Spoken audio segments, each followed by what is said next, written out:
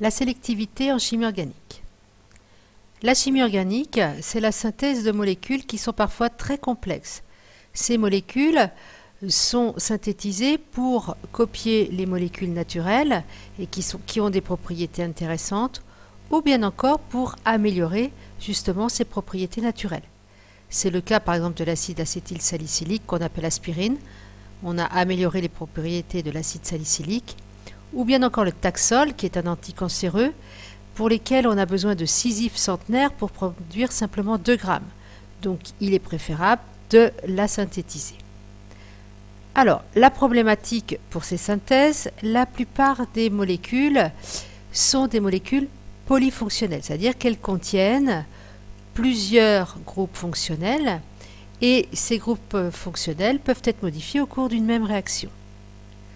Le chimiste doit rendre la réaction sélective, c'est-à-dire que l'un des groupes doit réagir préférentiellement à un autre. Plusieurs questions se posent en termes de sélectivité. Quel groupe de la molécule peut-on modifier? On parle de chimiosélectivité. Où la réaction se fait-elle? C'est la régiosélectivité. Comment la réaction se fait d'un point de vue stéréochimique?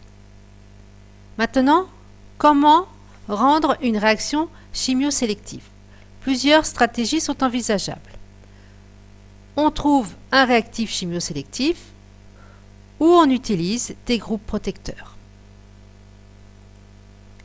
Un réactif chimiosélectif est un réactif qui ne transforme que certains groupes d'une molécule polyfonctionnelle. Prenons par exemple le groupe carbonyle. Il peut être réduit en alcool par addition nucléophile des ions hydrure. Donc ici on a un groupe carbonyle ici, fonction cétone et fonction ester. Comment faire pour ne réduire que le groupement carbonyle de la fonction cétone? Eh bien, si on choisit par exemple le tétrahydroborure de sodium, eh bien on va pouvoir réaliser que la réduction en alcool de la fonction cétone. Cette molécule est un réactif chimiosélectif. Deuxième stratégie, la protection de fonction. Prenons la réaction suivante. Alors, on veut chercher à intervenir sur la fonction ester, sur le groupe carbonyle de la fonction ester. Comment faire? Eh bien, dans un premier temps, on doit protéger le groupe carbonyle de la fonction cétone sous forme d'acétal, puis on réalise la réaction, et enfin, on enlève la protection. Les groupes protecteurs doivent être peu onéreux et peu toxiques. Ils doivent être stables vis-à-vis de nombreuses conditions réactionnelles et méthodes de purification et ne doivent pas, si possible, introduire de nouveaux centres stéréochimiques.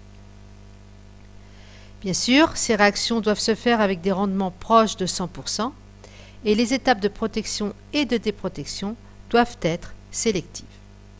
Une application de la synthèse sélective est la synthèse peptidique. Prenons comme exemple l'oxytocine, qui est une hormone intervenant dans le déclenchement de l'accouchement. Donc vous avez la structure de l'ocytocine et on s'intéresse à la première étape, la synthèse du dipeptide, le gly. Donc on va vouloir coupler les deux acides aminés que sont la leucine et la glycine. On va faire réagir le groupe carboxyle de la leucine et le groupe amino de la glycine. Seulement, ces deux molécules possèdent aussi pour la leucine un groupe amine et pour la glycine un groupe carboxyle. Donc il va falloir éviter toutes ces réactions parasites que vous avez ici de présenter. C'est pour cela qu'on va devoir protéger la fonction amine de la leucine ainsi que la fonction acide carboxylique de la glycine afin d'inhiber leur réactif et de n'obtenir que la molécule d'ocytocine, le gly. Voilà, donc vous allez avoir maintenant d'autres mécanismes à étudier en cours des exercices.